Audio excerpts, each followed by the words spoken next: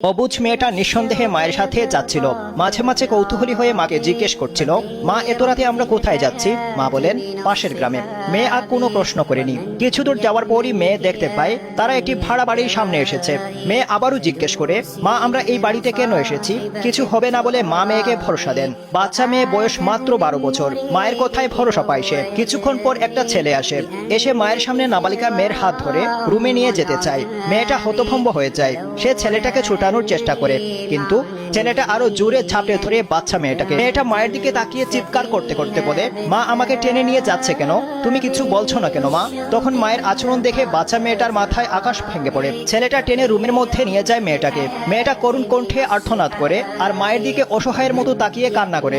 এরপর রুমে নিয়ে দরজা বন্ধ করে দেয়। মেয়েটা আরো কিছুক্ষণ মা মা বলে চিৎকার করে, কিন্তু চেপে ধরায় আওয়াজ ক্ষীণ হয়ে আসে।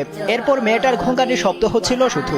ভাড়া বাসা হওয়ায় মা বাইরে থেকে পাহারা দেন, সন্দেহজনক কেউ আসলে দরজায় ঠোকা দেবে বোঝাতে। এভাবেই গেল 7 মার্চ ঝিনাইদহের শৈলকুপায় একটা বাচ্চা মেয়েকে দীর্ঘ সময় ধর্ষণ করা হয়েছে বলে অভিযোগ উঠেছে।